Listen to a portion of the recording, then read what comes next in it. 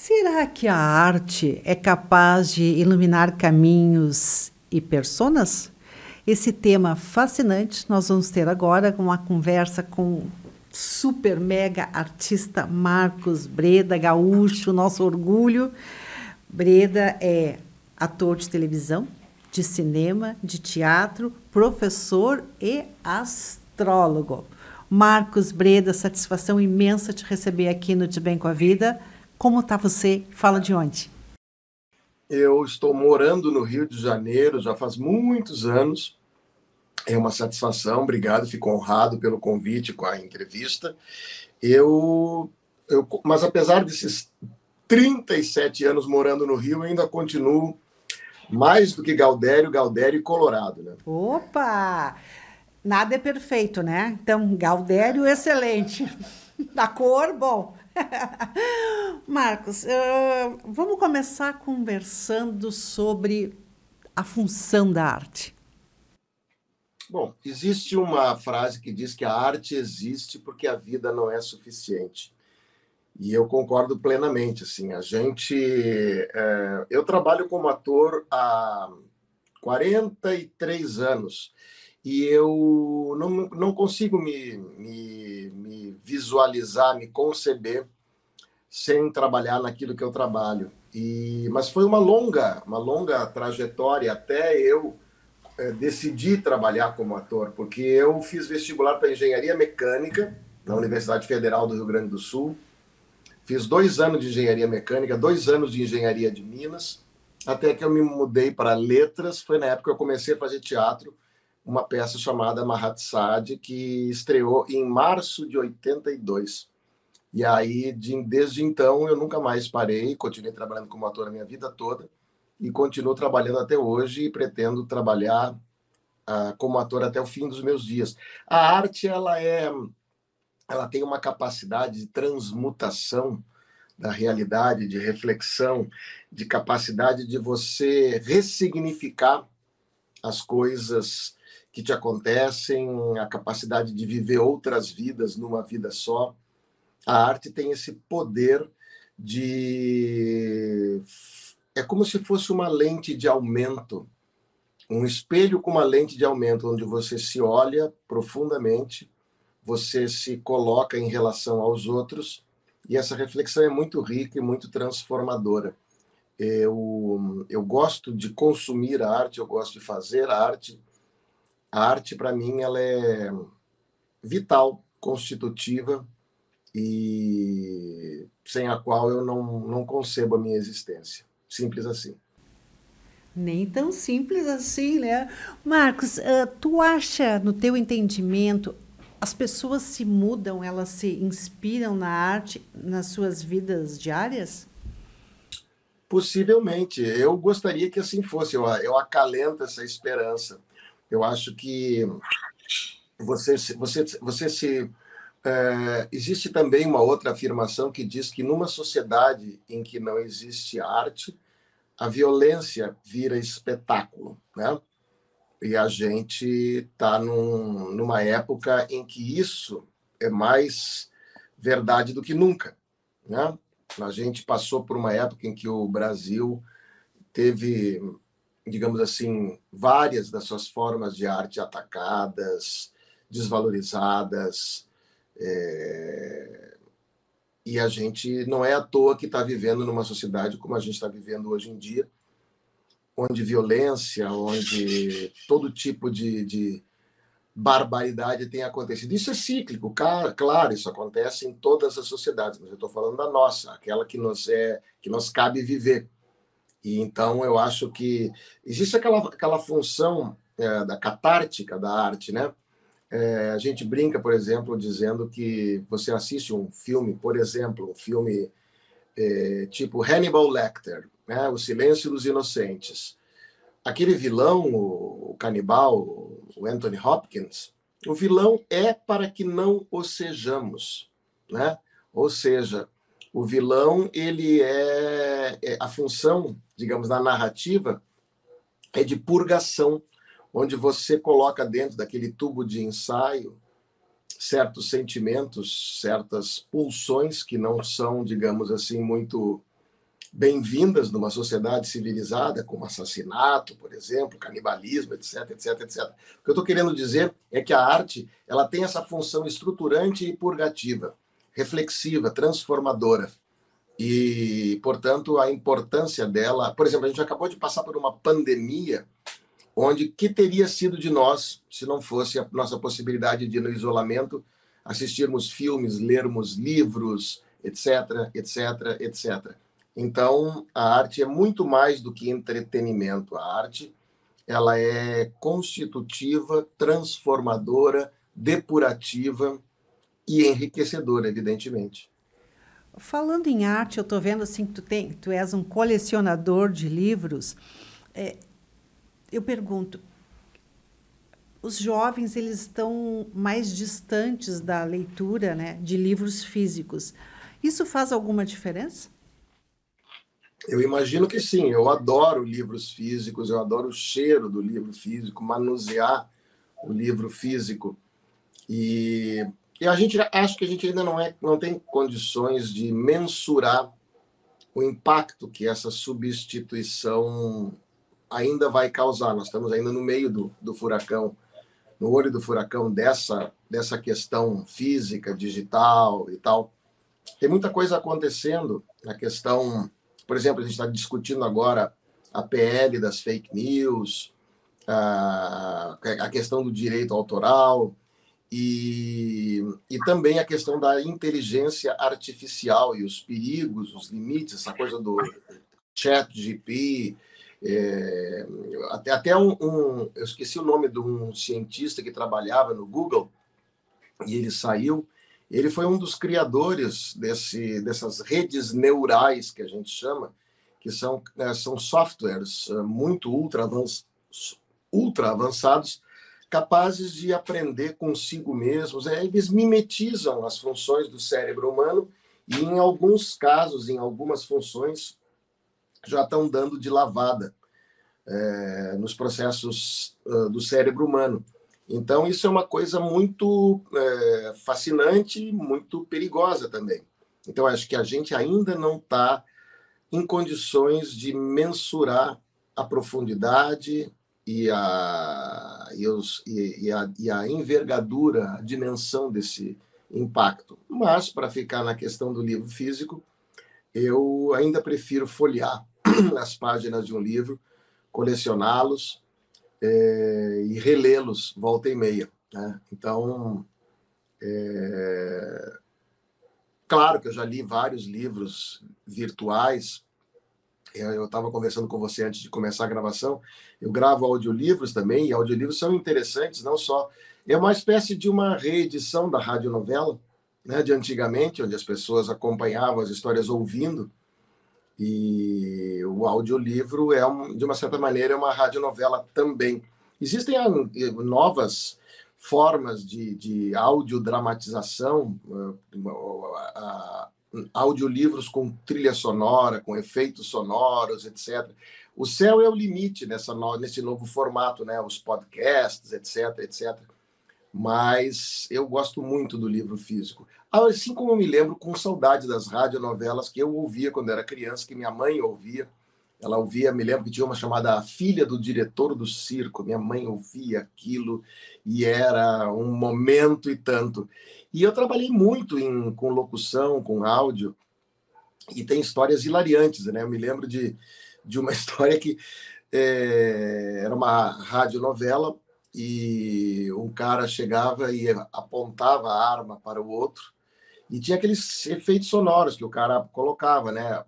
Batida na porta, barulho de gaveta abrindo, porta rangendo, não sei o quê. E tinha, claro, o efeito do tiro.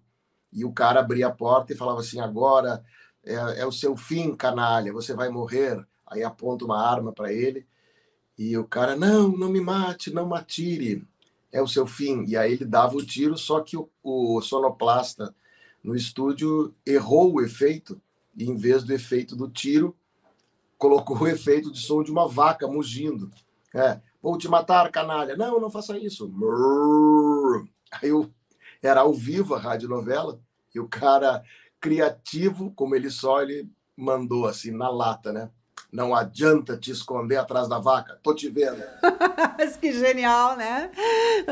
Que genial. Marcos, voltando um pouquinho nos livros, qual é o livro que te acompanha? Eu tenho muitos livros que me acompanham. Eu tenho, por exemplo, aqui nessa estante que você está vendo, tem a coleção completa da obra do Caio Fernando Abreu, por exemplo. Eu tenho ali embaixo toda a obra de Shakespeare em inglês, no original.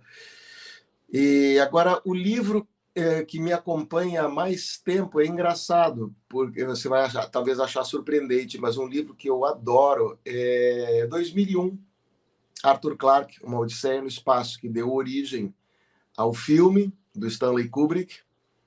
E esse livro do Arthur Clarke, 2001, ele é, na verdade, uma tetralogia. É 2001, 2010, 2061 e 3001. E esse livro, o primeiro da tetralogia, o Arthur Clarke já morreu, assim como Stanley Kubrick, esse primeiro livro, por alguma razão, virou um dos livros da minha vida, assim como o filme também, 2001, é o filme da minha vida. Né? É uma obra genial e que basicamente é uma alegoria sobre a trajetória do homem sobre a Terra. É uma coisa fantástica. E eu gosto desse livro, já li, reli inúmeras vezes, assim como outros tantos, né? O Estrangeiro, do Camus, por exemplo. Enfim, eu gosto muito de ler e eu gosto muito de reler, pegar livros e ressaboreá-los. Eu acho que livros de poesia, Fernando Pessoa, livros... Luiz Fernando Veríssimo, por exemplo, que tem uma maneira de escrever que eu adoro, que é uma mistura de... Ele é um cara profundamente inteligente, profundamente culto, mas escreve de uma forma extremamente simples e tem um senso de humor destruidor. Então eu gosto do estilo, por exemplo, do Luiz Fernando Veríssimo, sou muito fã dele, das coisas que ele escreve e tal. Enfim, eu tenho muitos velhos companheiros ali em pé nessa estante que você está vendo. Traz um verso para nós de Shakespeare. Shakespeare é, ser ou não ser, eis a questão. Existem... o que é mais nobre para o espírito? Sofrer as agressões e as flechas de um ultrajante destino ou levantar armas contra um mar de atribulações? Esse é o início daquele solilóquio. To be or not to be, that's the question. Whether is nobler in the mind to suffer the slinging arrows of outrageous fortune or to take arms against a sea of troubles, por exemplo. Lindo, e eu peguei o Marcos de surpresa. Isso não foi combinado. Como também não foi combinado, Marcos, tu gentilmente disseste que nós poderíamos fazer uma entrevista de improviso. Queria que tu falasse um pouquinho sobre a tua praia da astrologia. Então, astrologia eu comecei a estudar quando eu dividi apartamento, por sinal, com um escritor gaúcho, Caio Fernando Abreu, e nessa época, em 1987, ele desenhou meu mapa. Na verdade, foi o segundo mapa que desenharam astrológico meu. O primeiro foi um ator gaúcho, meu amigo do coração, Marcel Dumont. Hoje ele mora em Nova York há 30 e tantos anos, mas ele que desenhou meu primeiro mapa. Só que naquela época eu não entendia, não tinha noção do que se tratava. E aí o Caio desenhou, me explicou como é que funcionava o mapa, e ele reparou que eu decodificava bem aquelas informações. Então ele perguntou se eu estava interessado em aprender um pouco mais, eu disse que sim. E aí ele me deu um livro para ler, da Liz Green, chamado Star Signs for Lovers. Eu devorei aquele livro em 2 dias, e aí a gente conversando sobre o livro no dia seguinte, ele reparou que eu não só havia conseguido decodificar bem o livro, como eu estava interessado. E aí ele me passou um segundo, um terceiro, um quarto, um quinto livro, e eu fui devorando. Ele tinha uma biblioteca astrológica extraordinária, e eu comecei a estudar, comecei a calcular mapas, Comecei tudo à mão naquela época, né? Você não tinha softwares, não tinha computador, não tinha nada, então a gente tinha que fazer tudo à mão. Tinha que fazer com compasso, transferidor, tábua de casas, efemérides, etc, etc. Eu coloria o mapa com hidrocor, veja só.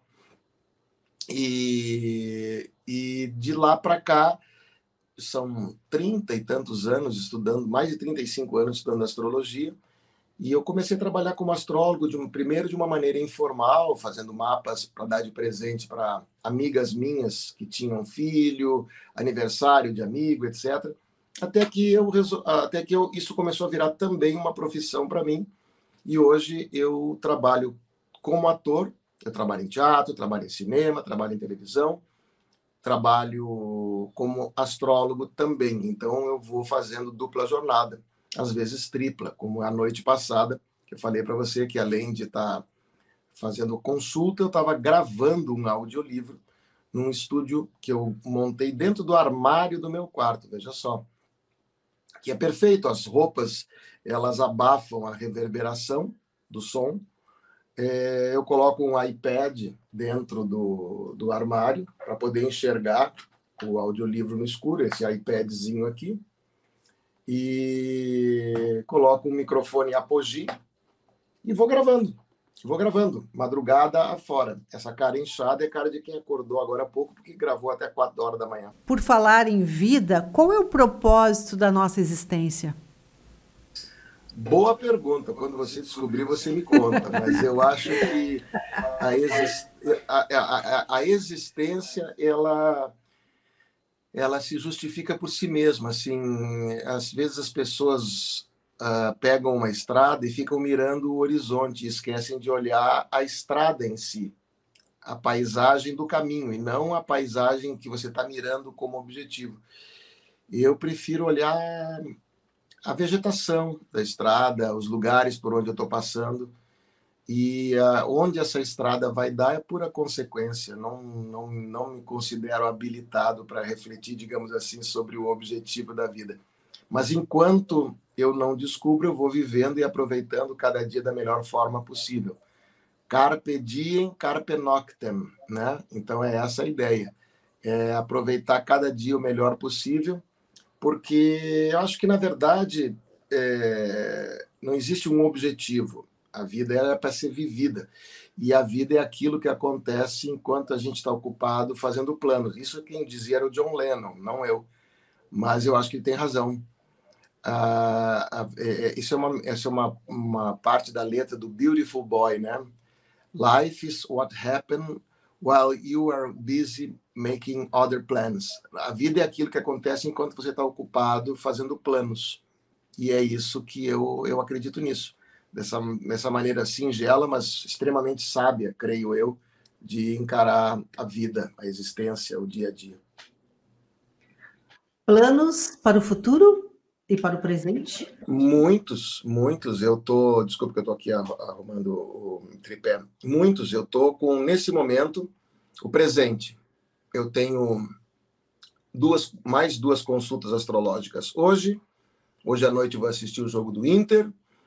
A semana que vem fazer uma cirurgia para consertar a minha perna e meu ombro, que ainda estão machucados 1 ano depois do meu acidente de moto, que eu quase fui para o beleléu com esse acidente, foi muito grave.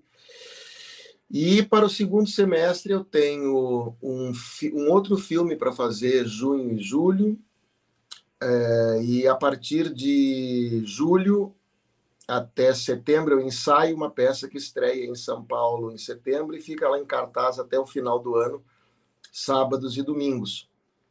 E a partir do ano que vem tem outro espetáculo de teatro. Nesse eu faço dupla com Werner Schunemann, meu velho, querido amigo, colega.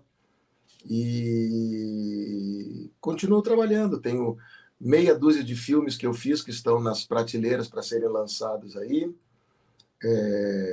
Durante esse tempo do meu acidente, nos últimos 12 meses, eu fiz 5 filmes de muleta, de cadeira de roda, de andador, dirigi uma peça, acabei de fazer outra, viajando por todo o Rio Grande do Sul, O Homem e a Mancha, que é um monólogo do Caio Fernando Abreu. Então, Eu estou sempre trabalhando, tive a sorte, estou tendo a sorte de toda a minha recuperação ser feita enquanto eu trabalho em coisas que eu gosto. E isso é extraordinário. Isso me ajuda não só a sobreviver, mas também a não enlouquecer. Mas eu trabalho muito mais do que evitar a loucura. Eu trabalho para dinamizar a minha loucura, porque eu tenho prazer, porque eu tenho paixão, porque eu tenho tesão. E como dizia meu finado pai, quem trabalha naquilo que ama rende o dobro e cansa a metade, guri. Sabe o pai e sabe as palavras. Marcos, foi um prazer imenso te receber no De Bem com a Vida. Tem planos de vir para o Rio Grande do Sul? Sim, eu devo voltar para fazer mais algumas cidades com o Homem e a Mancha, esse monólogo, talvez apresentar em Porto Alegre novamente. A gente estreou no dia 27 de março, inaugurando a Sala Olga Reverbel do Multipalco Teatro São Pedro. E Porto Alegre sempre, qualquer desculpa é uma boa desculpa para eu voltar a Porto Alegre, porque é a cidade onde eu nasci, onde eu tenho familiares, incontáveis amigos, e eu adoro voltar a Porto Alegre. Eu vivo na ponte aérea Rio de Janeiro-Porto Alegre e eu adoro. E eu, em breve, estou por aí de novo para bater perna em mais algumas cidades com o meu espetáculo, rodar um outro filme e por aí vai. Vamos que vamos. E nas horas de folga ir no Beira-Rio, né? Ah, nada é perfeito. A gente promete para você que está conosco no De Bem com a Vida que quando o Marcos vier a Porto Alegre, o De Bem com a Vida vai estar com ele presencialmente. Mais uma vez, Marcos, muitíssimo obrigado. Cada vez mais sucesso, sucesso e sucesso, se é que ainda é possível mais sucesso. Um grande beijo. Um beijo grande, obrigado pela entrevista, é um prazer. Sucesso para vocês aí no De Bem com a Vida. Beijo.